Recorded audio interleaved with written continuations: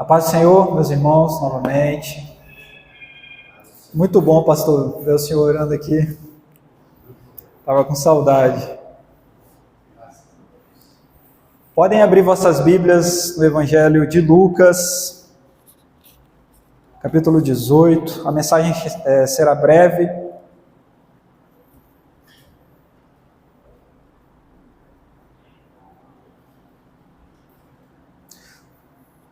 Nós iremos celebrar a ceia do Senhor em instantes. Lucas 18, a partir do versículo 15, vamos ler até o 17. Diz assim, Lucas 18, a partir do versículo 15 até o 17. Versão NVT, nova versão transformadora. Certo dia, trouxeram crianças para que Jesus pusesse as mãos sobre elas. Ao ver isso, os discípulos repreenderam aqueles que as traziam.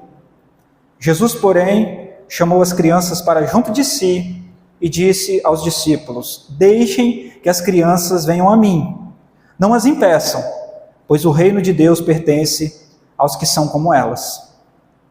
Eu lhes digo a verdade: quem não receber o reino de Deus como uma criança, de modo algum entrará nele. Amém? Eu quero começar a reflexão dessa noite contando brevemente o meu testemunho. Eu me converti aos 18 anos de idade, numa experiência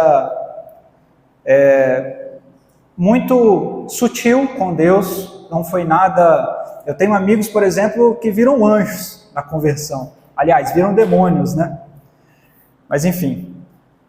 A minha experiência foi muito sutil, mas Deus falou no meu coração naquele dia, e o meu coração nunca mais foi o mesmo, como a gente cantou agora há pouco.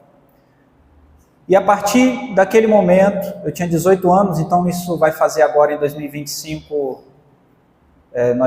eu estou com 32, vou fazer 33, vai fazer 15 anos, eu passei a ler a palavra do Senhor com muita avidez. Eu realmente queria entender, e quem nos acompanha aqui há mais tempo sabe que essa palavra entender, ela traz consigo vários significados, que Deus nos convida a conhecer e prosseguir em conhecê-lo. Mas eu queria entender, eu queria saber. Eu pegava aquela carta de Romanos e relia a carta de Romanos constantemente, porque eu tinha uma intriga com aquela carta, tinha alguma coisa ali que eu queria compreender que eu não estava compreendendo. Gálatas era outra carta, porque eu sabia que tinha alguma coisa que eu não estava vendo. E o início da minha caminhada com Deus, ela foi muito especial. Ela trazia com ela um ar de poesia, uma beleza, sabe? As cores do dia, elas eram muito fortes. As cores eram cintilantes. Os cheiros e os sabores eram muito fortes. E a experiência e a caminhada com Deus no início da jornada foi muito especial. Até eu começar a me envolver com essa questão do entendimento. E eu me envolvi com sinceridade. Eu de fato tinha sinceridade no meu coração. Eu queria entender melhor as Escrituras, eu queria entender melhor a experiência com Deus, eu queria entender melhor várias coisas. Eu vinha de uma experiência afastado da experiência com Deus, e agora nada mais sincero no coração do que querer entender.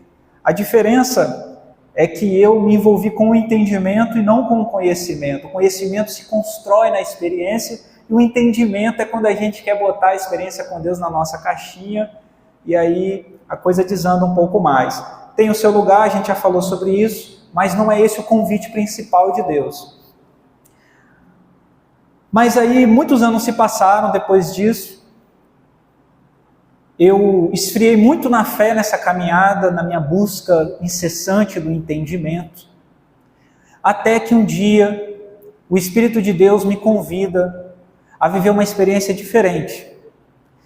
E essa experiência diferente, ele começa a me mostrar que a forma como eu me aproximava das Escrituras era uma forma que me atrapalhava a viver a plenitude do que Deus tinha para a minha vida. Eu sempre prezei pela maneira clássica de interpretar a Bíblia, a maneira lógica de se interpretar a Bíblia, né, a maneira reformada. Se você for pegar qualquer livro sobre hermenêutica ou exegese, provavelmente você vai se deparar com essa maneira de interpretar os textos bíblicos. E eles têm o seu lugar, o entendimento tem o seu lugar, a busca pelo entendimento tem o seu lugar. Mas ela não permite você acessar determinados lugares da experiência com Deus, lugares mais profundos. E aí o Espírito de Deus começou a me levar para um lugar onde a Bíblia e os escritos bíblicos, eles traziam uma dança. Eles traziam... É como se eles não tivessem um sentido fechado. Porque qual é a primeira premissa de uma interpretação bíblica? A gente quer saber o que o autor quis dizer. Você quer fazer exegese do texto? O que o autor quis dizer? E isso é importante saber o que o autor quis dizer. Por isso você tem que entender o tempo que ele viveu, a história dele, entender aquele contexto, entender o que aquelas palavras significavam naquele tempo. Isso tudo tem o seu lugar, ok? Porém, é como se aquele texto fosse aberto. Aquele texto tivesse vários sentidos. E o sentido que eu tinha que buscar naquele momento era o sentido que o Espírito queria me dizer. Então, onde eu quero chegar com isso? O texto, e isso, se estuda isso na academia inclusive, o nome disso é estética da recepção. É o que a gente faz no nosso devocional. Por exemplo, o Senhor é o meu pastor e nada me faltará.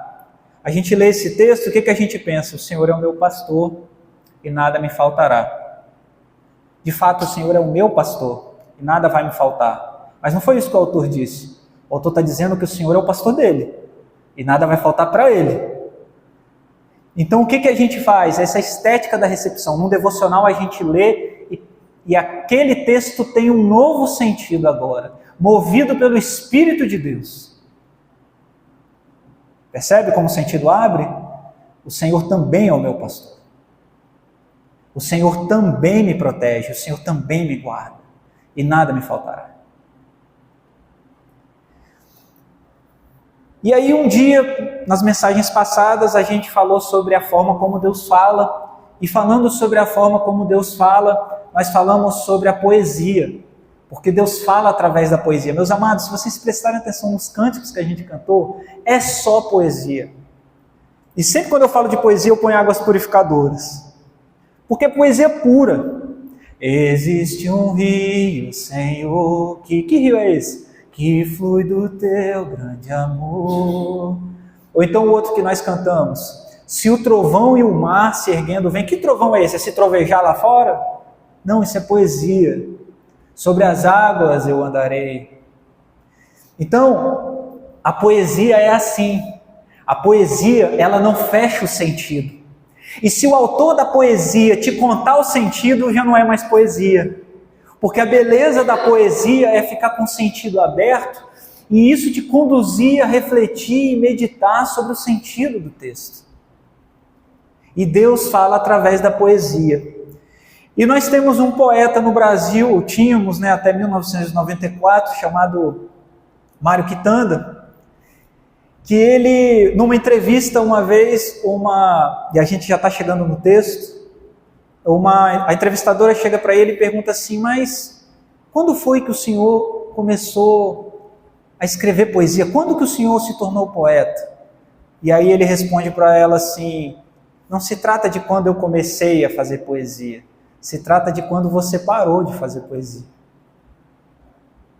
Porque no fundo, todos nós nascemos poetas. Eu tenho um poeta de 1 ano e meio lá em casa. Esse poeta de 1 ano e meio, ele passou uma boa parte do dia hoje brincando com uma garrafa PET vazia. Uma garrafa PET vazia. E sabe uma das coisas que ele mais gosta de fazer com garrafa PET vazia? É pegar a tampinha e ficar brincando de enroscar e desenroscar. Horas. Assim. Horas entre aspas. Ele faz isso e vira a casa de cabeça para baixo, depois ele volta, aí ele vai, joga tudo no chão, volta, brinca. Mas se for somar o tempinho ali, dá um bom tempo. Mas aonde eu quero chegar? Quando o Mário Quitanda fala com a entrevistadora, não se trata de quando eu comecei, porque eu comecei quando eu nasci. As crianças têm essa beleza. Quando eu me converti, quando eu tive a minha experiência com Deus e Deus me convidou para caminhar ao lado dele, eu estava como meu filho. Os dias eram mais bonitos porque os meus olhos eram como crianças. As cores eram mais fortes porque eu conseguia ver as cores e não o cinza adultiçado. O cinza que os adultos veem. Cheio de problemas, cheio de coisa para resolver, um monte de BO. Não, a criança, ela consegue ver a beleza, mesmo diante dos BOs. Sabe por quê? Porque se ele cair e se machucar, como já aconteceu várias vezes, daqui a pouco ele está com a garrafinha brincando e está feliz. Ou daqui a pouco ele está com o carrinho, ou daqui a pouco ele está na varandinha olhando o sol. Ele me fez perceber esses dias no mercado, que o mercado tem um monte de bolas vermelhas penduradas. E ninguém vê aquelas bolas vermelhas. E aquelas bolas vermelhas, elas estão, é impressionante, elas estão ao longo de todo o supermercado. O dono lá, alguém, o gerente, botou um monte de bola vermelha pendurada. Só que a gente está tão vidrado nos preços, nas coisas, na conta para pagar e tudo mais, que a gente não vê. E aí, toda vez que eu vou no mercado, ele aponta as bolas vermelhas e eu falo, olha meu filho, quantas bolas vermelhas? E é cheio, parece um mar de bolas vermelhas, é muito bonito. E aí eu fui percebendo, quando Deus me convidou a viver essa experiência, que eu fui deixando de ser contemplativo. Eu fui deixando de ter um olhar de criança. Eu fui deixando de ser simples, de ser leve, envolvido. Você já viu o tamanho de um livro de teologia sistemática? Dessa grossura aqui, ó. E é interessante, tem um monte de coisa interessante lá. Eu trago várias coisas sobre teologia sistemática aqui. Mas aquilo ali não tem cheiro, não tem cor, não tem beleza. Você quer ver uma coisa bonita? A poesia, por que Deus fala por meio da poesia? Porque a poesia entra no lugar onde as palavras não dão conta de falar. É como se eu falasse assim, vamos falar sobre o amor. Meu irmão, fale sobre o amor aí no seu lugar. O que você entende sobre o amor? Ah, o amor é assim, assim, assado, até você amar. Aí quando você amar, você vai fazer poesia. Aí aquele amarelo da escola ali fica mais amarelo. Todo mundo aqui já deve ter amado ou vai amar um dia e sabe do que eu estou falando. Aí o dia fica diferente, aí as coisas ficam diferentes, aí o horizonte muda. Mas eu aqui sentado ou em pé aqui falando do que é o amor, não vai mudar muita coisa na nossa vida não.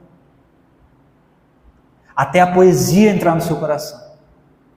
Então por que Deus fala de maneira poética, fala nesse tom, nessa beleza? Quer ver? Pensa numa folha verde, só numa folha. Ela está dobradinha assim, ó, caída. Uma folha grande, verde, bem vistosa. E ela está com umas gotas de orvalho em cima dela. Mas são gotas bonitas, as gotas chegam a refletir aquilo que está diante da folha. E aí aquela folha, ela está ali no horário bem cedinho, tipo umas 5 para 6 horas da manhã. Ela está molhadinha de orvalho e ela traz o frescor para a folha. A folha está refrescada no orvalho. É cedo, o sol ainda não está forte. O sol só está começando a sair. Você ainda não consegue sentir o calor dele. Se você tiver um pouco agasalho, ainda fica frio. Você consegue olhar para o céu sem precisar fechar os olhos, porque o sol ainda só está começando a sair. E aquela folha verde vistosa está cheia de orvalho por cima dela, aquele orvalho bonito. E aí você consegue sentir o frescor. Isso é poesia. É o frescor. Se eu só falasse frescor, talvez não fizesse o mesmo efeito da gente pensar, da gente contemplar. É assim que uma criança olha uma folha com orvalho. Ela lembra da temperatura, ela lembra de como aquela folha está, ela lembra do orvalho sobre ela, porque ela está focada naquilo, ela não está viajando na maionese. Ela está centrada na folha. E aí, o Espírito de Deus nos convida a sermos como criança. Foi o que Jesus falou. E quem não recebeu o reino de Deus como uma criança não vai entrar nele. Não porque vai ter São Pedro lá na porta barrando. Não vai entrar porque não vai conseguir percebê-lo. Vai estar diante dos seus olhos e a gente ainda vai estar preocupado com os boletos, ainda vai estar preocupado com os problemas, ainda vai estar preocupado com todos os desafios. E é importante que nos preocupemos com a responsabilidade de que os nossos olhos sejam bons. Porque se o seu olho for bom, todo o seu corpo será luz. Agora, se os seus olhos forem trevas, quão grande serão tais trevas? Hoje nós vamos celebrar a ceia do Senhor. E você quer, muito típico de Jesus, algo mais poético do que isso? Ao invés de Jesus falar assim, lembrem-se sempre. Não, ele fala, aqui está o cálice. O cálice representa isso. Aqui está o pão. O pão representa isso. Aonde? Na comunidade. A comunhão. Quem não discernir o corpo, come para sua própria condenação. Porque o que é importante? O corpo, eu tenho que discernir o meu irmão, a existência do meu irmão, a conexão com o meu irmão. É uma família, é o mesmo sangue derramado. Então tudo é poesia na boca de Jesus. Por que Jesus não fala logo do jeito que são as coisas? Um homem saiu a semear. A ponto dos discípulos chegarem e falar, Jesus, explica isso aí, pelo amor de Deus, é tanta história que o senhor conta. Fala, mas vocês têm que, as crianças estão prestando atenção na história. É vocês que estão querendo ser resolutivos. As crianças estão imaginando, estão tentando ver a beleza da história, estão dando nome aos personagens, estão tentando compreender como que eles se relacionam, o que o Espírito quer soprar por trás dessa mensagem. Essa é a beleza da voz de Deus, a voz poética. Quando você se aproximar das Escrituras, perceba a poesia. Não vá já com os textos fechados, deixa o texto fluir, sem preconceitos, sem amarras, sem pressuposições. Amém? Agora nós vamos nos aproximar da ceia do Senhor com muito mais intimidade com aquilo que o Espírito tem a dizer. Pastor Paulo, eu gostaria de convidá-lo aqui à frente.